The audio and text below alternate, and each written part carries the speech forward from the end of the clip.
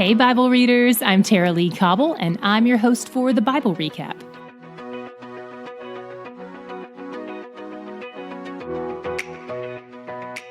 Today we finished our 5th book of the Bible. We are almost 20% of the way through, and most of the toughest stuff is behind us. You've come so far, and I bet you've learned so much. I know I have.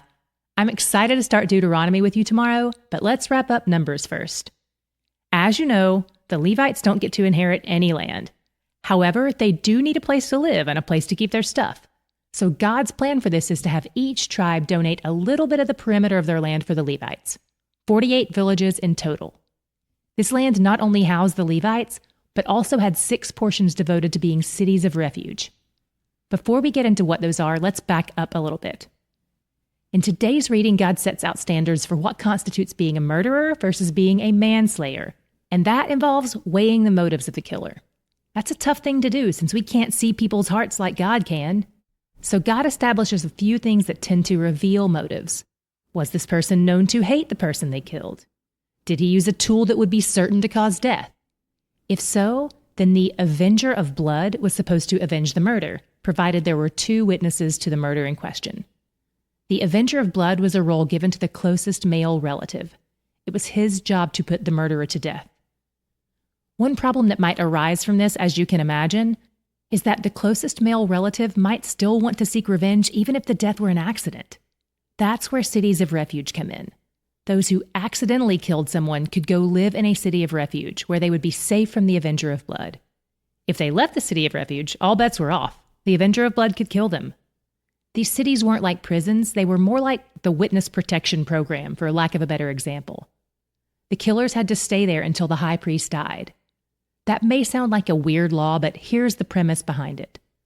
Only death can atone for sin and death, even accidental sin and death.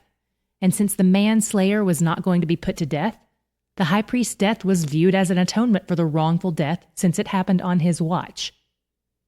The Levites were in charge of running these cities of refuge as a means of helping keep the land clean from murder. This was one of their roles in service to the people, so it was fitting that the tribes donated land for this cause.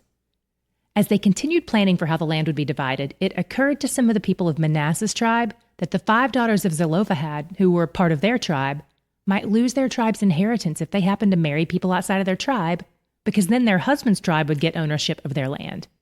And that would defeat the whole purpose of the new rule we just established back in Numbers 27.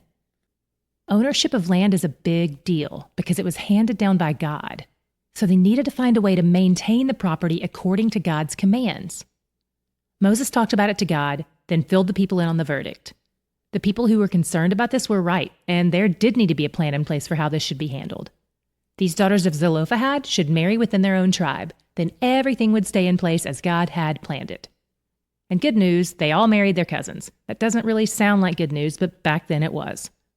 The book ends on kind of a happy note, knowing that everyone is going to be provided for in God's plan for his people. What was your God shot? Where did you see God's character on display today? One thing I've noticed is that there are some scenarios where God gives the instructions beforehand, like with the cities of refuge.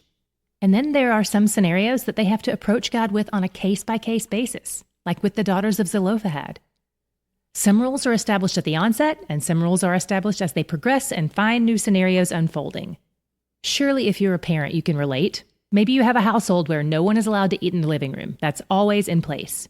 Then one day your family moves to a new house and you have a pool, and suddenly you need to make rules about the pool that you didn't need to have before.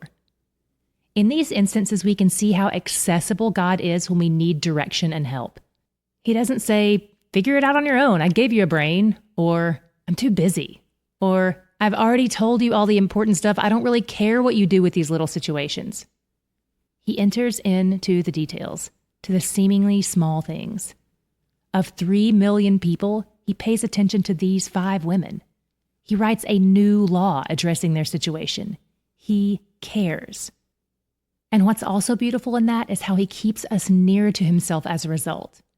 Did he know this situation was going to happen when he was giving Moses all the details on Mount Sinai for 6 weeks? Of course. He totally could have given Moses that information in advance.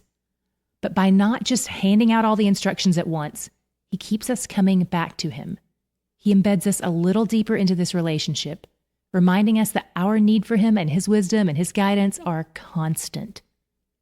I'm glad he wants me to keep coming to him for direction, because he's where the joy is. We start a new book tomorrow, Deuteronomy, so we've linked to a brief video overview in the show notes that we think will be really helpful for you. If you've got 8 minutes to spare, be sure to check that out. I'm currently working on my speaking schedule for next year, so if you're interested in having me speak at your church, college, or conference, visit thebiblerecap.com and click on the About TLC link at the top.